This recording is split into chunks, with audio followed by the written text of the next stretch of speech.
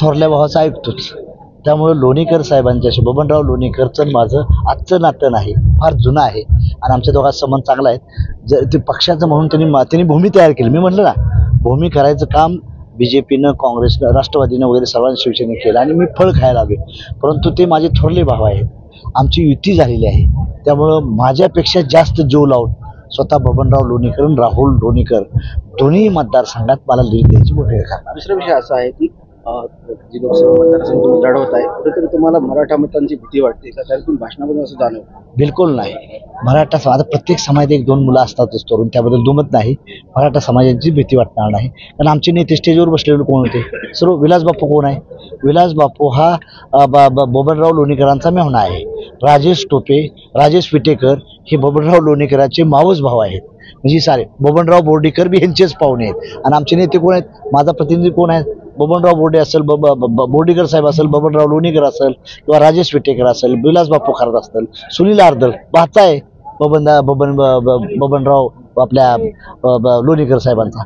त्यामुळे ही सारी लॉबी आहे का? आता ते गोरे, भाऊसाहेब गोरे कोण आहे? अतिशय त्यांनी चांगली भूमिका मांडली.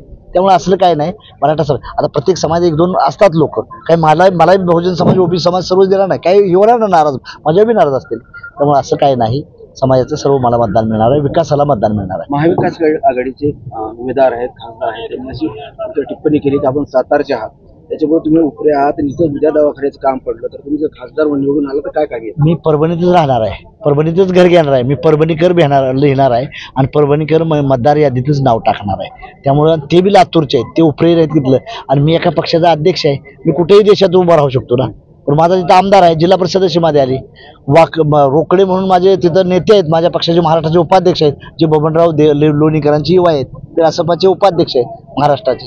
त्यामुळे उपरं काय नाही, आम्ही इथलंच आहे. त्याला आता माझ्यावर टीका करायला साधन काय नाही. पण ते काय म्हणणार? उपरा नरेंद्र मोदींना म्हणणार का वाराणसीत तुम्ही का उभा राहिलाय? राहुल गांधीला म्हणणार का वायनाडमध्ये काय उभा राहिलाय? आणि ही आता राहिलेलं नाही. हे नाटक यांनी काय केलं? मी आता त्यांच्याबद्दल खालच्या टेबलला जाणार नाही. मी एक नॅशनल लीडर आहे, त्या दृष्टीनं मी माझी अवकात ठेवून बोलणार आहे. आपण खासदार असल्यानंतर लोणीकर साहेबाच्या मतदारसंघात, मेघनादेदा बोर्डीकरच्या मतदारसंघात किंवा रत्नाकर गुट्टेच्या मतदारसंघात किती लाखाची किती करोडची कामं झाली त्याचा अभ्यास तुम्ही करा. आणि हे नाही, खासदार असून काय करावं लागतं ते देखील केलेलं नाही त्यांनी. पण खासदार साहेबांनी लोकसभेचा फंड देखील लॅप्स झालेला आहे.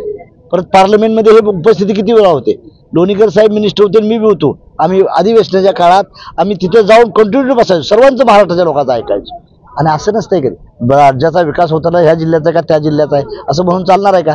नाना पाटील माझ्याच जिल्ह्यातले होते, पत्रे सरकार, ते बीडमधून खासदार झाले. म्हणजे यशवंतराव चव्हाण असतील किंवा हे सर्वच नेते असतात त्यांना नेशाला. आता गुलाब नबी आझाद तुम्हाला काश्मीरचा चालतो वाशिमला, आणि मी महाराष्ट्रातला आहे ना, मी काय पाकिस्तानातला आहे का? त्यामुळे त्यांची जी व्यथा आहे ना त्या खासदार साहेबांची, त्याबद्दल टीका करण्यात काय अर्थ नाही. माझं विजन कसं आहे? विकासाचं आहे. पुन्हा एका आड्या गाड्याबरोबर टीका करण्यात ती लॅडर आणि लीडर मधला फरक करा. This person is a ladder, I am a leader. Leader आणि लॅडर म्हणजे शिडे असते, शिडे आहेत. त्यांना सांगितलं उद्धव साहेबांनी असं कर का, बस खाली का बसते, माझं काय तसं नाही ना. म्हणून माझी आपल्याला नम्र विनंती आहे की मी विकासाच्या रिझर्व्ह आहे. सर्व समाज, मराठा समाज असेल, ओबीसी समाज असेल, दलित असेल, मुस्लिम असतील, जैन असतील, मारवाडी असतील, ब्राह्मण असतील, सर्वांच्या हितासाठी मी काम. सब समान तो देश मान. आणि मोदी हे स्वच्छ चारित्र्याचं नेतृत्व आहे या देशाला मिळालं. आज सन्मानानं आम्ही अमेरिका रशियात गेलो तर मोदी के देश से आए हैं, म्हणजे सन्मान जी मिळाला. $5 ट्रिलियन इकॉनॉमी पॉलिसी डेव्हलप करणारा या देशाचा पंतप्रधान कोण आहे? मोदी. आणि परिवारवाद नाही, मुलग्यासाठी, पुतणीसाठी, मुलीसाठी करतोय काय नाही. आम्ही सटे फंगणार आहे. उद्या जर बबनराव लोणीकर म्हणले की पुढच्या बारीने राहुलला जागा सोडायची, राहुलला जागा सोडली, मी चालू मिर्झापूरला, उत्तर प्रदेशला. मला काय, मला देतील ना, दुसऱ्या मतदारसंघ देतील.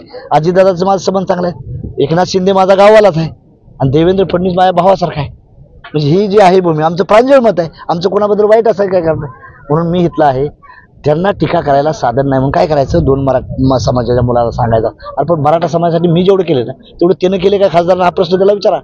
आणि माझं मिनिट बुकात नोंद आहे, खोटं बोलतोय असं नाही. मी ज्यावेळेस मिनिस्टर होतो तेव्हा सर्व शेतकरी समाजासाठीच करण्याचं काम केलं, एकट्यासाठी नाही करता येत. गाई वाटताना, ही करताना, मराठा, धनगर, ओबीसी सर्वांसाठी आम्ही समान करतोय. पण आता जर त्याला वाटत असेल तर ते बरोबर नाही. आणि ते आता काय झालं, ज्याच्या पायाखालची वाळू सरकती ती माणसं अशी टीका करतात. मी त्यांच्यावर टीका केली काय? अजून काहीच टीका केली नाही. मी विद्यापीठा कृषीवर बोललो. आता उद्या माझा एपिसोड इंडस्ट्री सेक्टरवर आहे. इंडस्ट्रियलायझेशन कसं करायचं, परत हेल्थ केअरवर कसं करायचं, नंतर असं एज्युकेशन हब. इंजिनिअरिंग कॉलेज एक बी नाही परभणीला, इंजिनिअरिंग कॉलेजच नाही. मेडिकल कॉलेज देखील देवेंद्र फडणवीस चिफ मिनिस्टर असताना आपण ठरावात केलंय, लोणीकर साहेबांनी मी केला, नाव सुद्धा नाही तिथं.